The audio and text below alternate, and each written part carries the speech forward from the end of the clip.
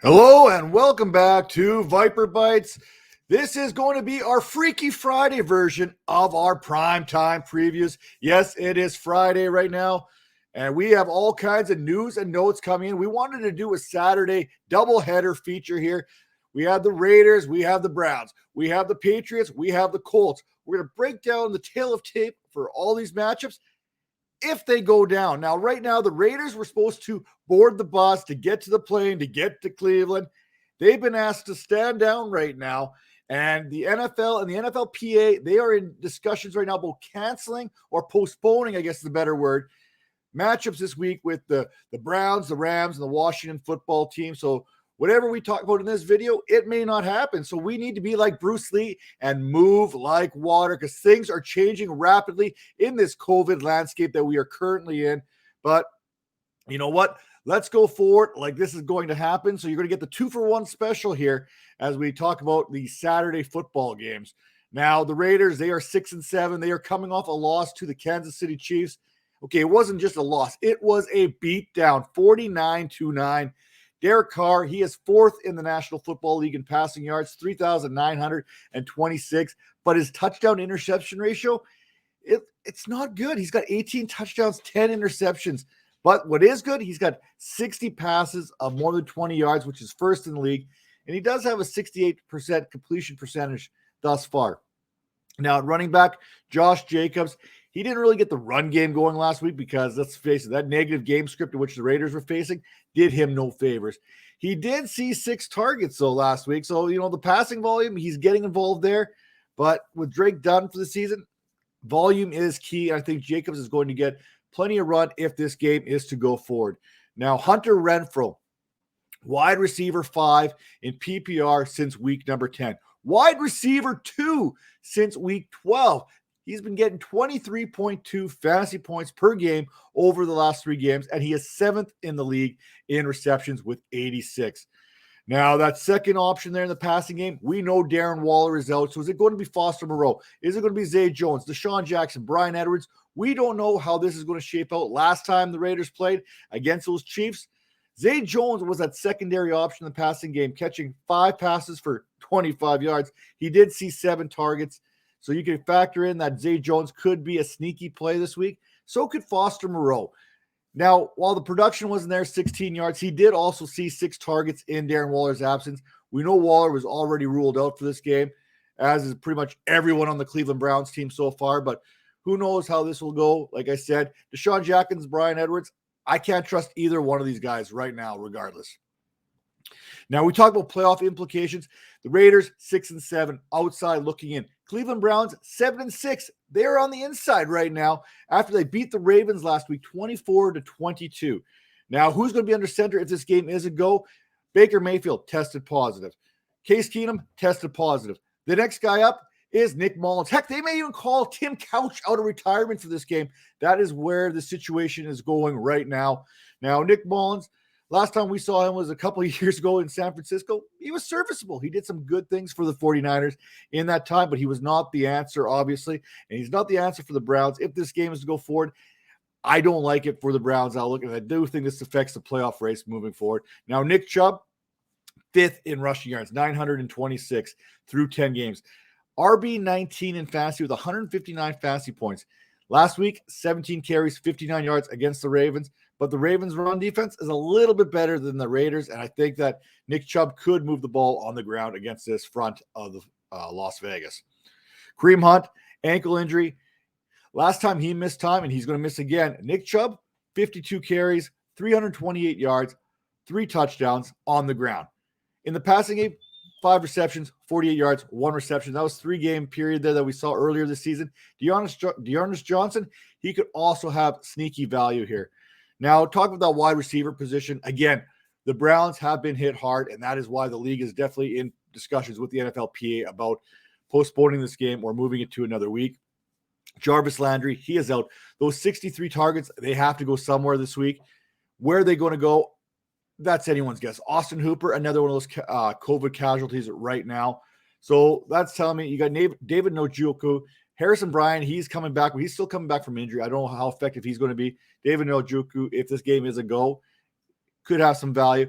Donovan Peoples-Jones is a great sleeper this week. I'm firing up in leagues everywhere, and it's going against my better judgment because I do like what the Raiders do against the pass and against wide receivers. Last week, though, Peoples-Jones, 5 catches, 90 yards. He's got 18.7 yards per reception so far this year and 430 yards. Now, let's turn our attention to a game that we believe is going to happen. So far, everything is good. The Patriots, who are 9-4, they are taking on the 7-6 Indianapolis Colts. Again, this game has implications on the game we just talked about. The Browns 7-6, the Raiders 6-7, the Colts 7-6. They are all in that playoff bubble, that all in that heart of that AFC wild card race. Now, the Patriots, they're coming off their last game, off a bye week. The game before, they beat the Buffalo Bills in a performance that was interesting to say the least. This was maybe Bill Belichick's finest coaching job, as Mac Jones only threw the ball 3 times. Now, the thing with both the Patriots and the Colts, they're going into this with the exact same game plan. Let the quarterback beat us. You know the Patriots are going to turn their attention defensively to Jonathan Taylor, and you know the Indianapolis Colts, they're going to stack that box and try and make Mac Jones beat him with their arm. Now, Mac Jones, we talked about him, 3 passing attempts the last time we saw him. He is still 19th in passing yards with 2,869. He's got a 70% completion percentage and a 2-to-1 touchdown to interception ratio, throwing 16 touchdowns this season. Now, at the running back position, Damian Harris has already been downgraded to out. We thought maybe that the bye week may help him get into the lineup. That is not the case. So that means fire up that Ramondre Stevenson shares right now, because last time they played the Bills, 24 carries, 78 yards. That's what he had against the Bills. We know what he's done this season. Now, his biggest downfall lately is he hasn't been used in the passing game as much as he was earlier this season. With Harris out, expect him to get used in both those games. With Brandon Bolden, his value, he goes up here this week. Now, talk about those pass catchers, Kendrick Bourne, Jacoby Myers. Kendrick Bourne is the leader in this wide receiver room, as much as it pains me to say that, because I am a big Jacoby Myers stan. That's where I'm at. We'll talk about him in a second. Kendrick Bourne has been that big player for the Patriots in that passing game all season long. Mac Jones trusts him. He uses him. And when he does fire down the field, look for Kendrick Bourne to make a difference in this one. Now, going back to Jacoby Myers, 59 receptions, 90 targets this year. Mac Jones, he's not afraid to giving Jacoby Myers the ball. It's just he doesn't like to throw it to him while they're in the red zone. Let's be honest. 1 touchdown this season. Trust me, I celebrated. I was running around the block for a good week after that happened. Kind of a little yay me type moment. But you know what? I like Jacoby Myers here. I think if the Colts are forcing Mac Jones and the Patriots to beat him with a passing game, I think Jacoby Myers factors in, especially in PPR. Now, who else could factor in? Hunter Henry. He's been boom or bust. If he doesn't score a touchdown, he's had 0 fantasy relevance in your lineup so far this season. This feels like one of those Hunter Henry type touchdown games coming. So definitely a sneaky play. Get him in there. Plus, with the way that tight end landscape's being, look at the Colts. It's not good. So you could trust Hunter Henry. Well, no, you can't trust him, but you might have to, especially with the COVID casualties across the league. Now, talking about these Indianapolis Colts, we'll talk about Carson Wentz here first off the get-go. 2,948 yards passing. That's not too bad. It's pretty impressive. But here's where he has been better than advertised. 22 touchdowns to only 5 interceptions. Carson Wentz knows his role. This Colts team knows what they're doing offensively. Play good defense. They've got one of the best run defenses in the league. Run the ball. They've got the best running back in the league. And don't turn the ball over, which Carson Wentz has not done. So kudos to Carson Wentz and the Colts. They don't turn over the ball, and you know what's going to happen to the Patriots. They're one of the best pass defenses in the league. J.C. Jackson there, Kyle Duggar. You know, these guys, even Jalen Mills and his green hair are making differences in that secondary. Devin McCourty as well. Sorry. Now, Jonathan Taylor. Seriously, what hasn't he done this season? What can't he do? He has 1,324 rushing yards this season, which is tops. The next best mark, Joe Mixon and his 1,036 rushing yards. He's 300 yards ahead of the next closest guy right now. Touchdowns, 16 touchdowns. Next closest guy, James Conner, 14. You want to talk fantasy? Let's talk fantasy. We are talking about 308 fantasy points so far this season through 13 games.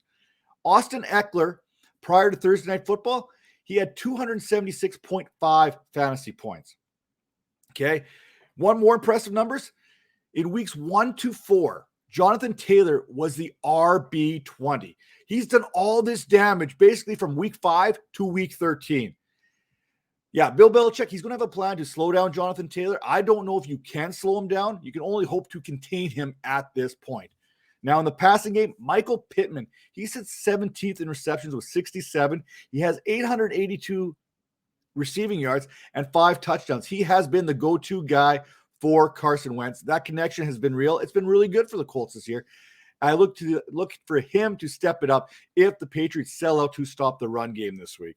Now, T.Y. Hilton, maybe he's got some sneak play to him. I don't know. He hasn't been the sneaky wide receiver that I kind of hoped for. Maybe this week, if Bill Belichick decides to go for the 2-for-1 special defensively, looking to shut down both Pittman and Taylor, maybe Hilton has that sneaky value.